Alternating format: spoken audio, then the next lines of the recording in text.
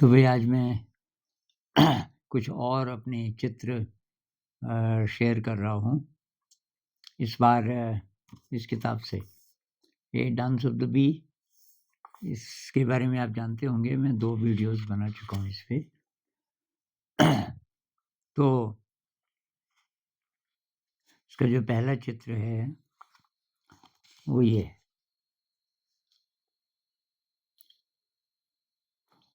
तो अब इसका मीनिंग क्या है? ये तो अब आपके मन में जो आएगा, आपके लिए वही मीनिंग है।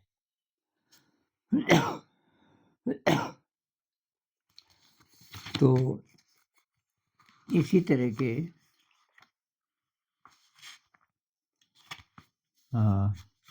2 और चित्र हैं। तो एक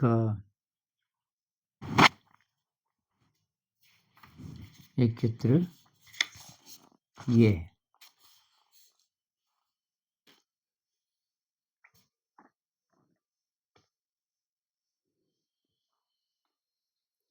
और एक और दिखाऊँगा मैं आपको।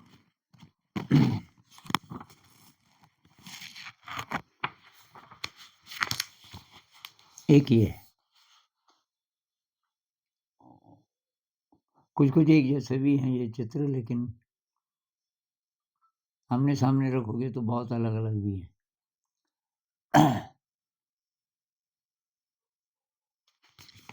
और थोड़ा मैं पढ़ भी लेता हूँ इस किताब से कहीं से। इसमें एक चैप्टर है, द ओशन ऑफ लाइट, प्रकाश का सागर। इसका बिगिनिंग पहले मैं इंग्लिश में पढ़ लेता हूँ और फिर मैं इसकी हिंदी बताऊँगा आपको। It was very early in the morning when a pattering sound woke me up.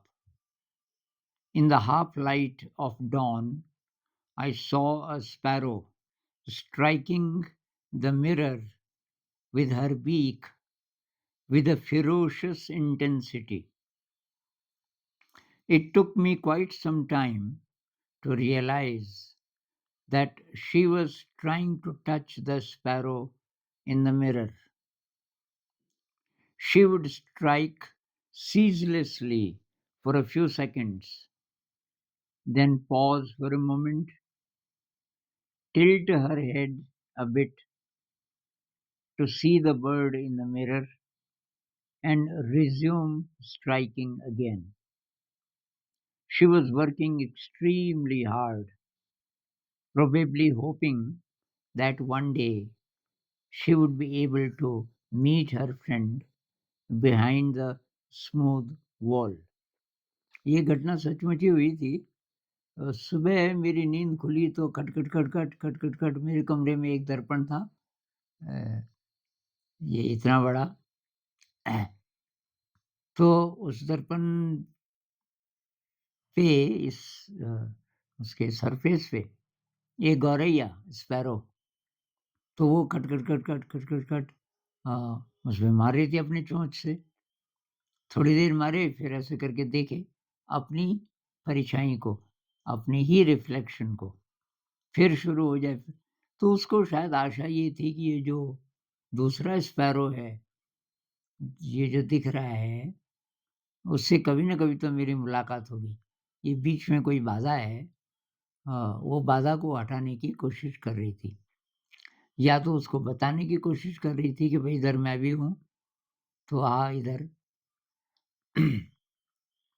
Even if someone communicated to the sparrow that she was deluded by an illusion, I do not think that she would understand.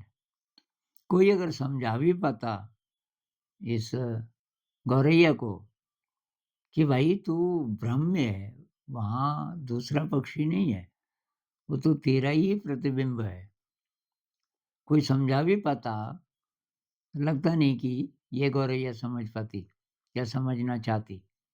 Just as we would not understand if we were told that what we generally know as life is unreal, illusory, a creation of our own deluded self.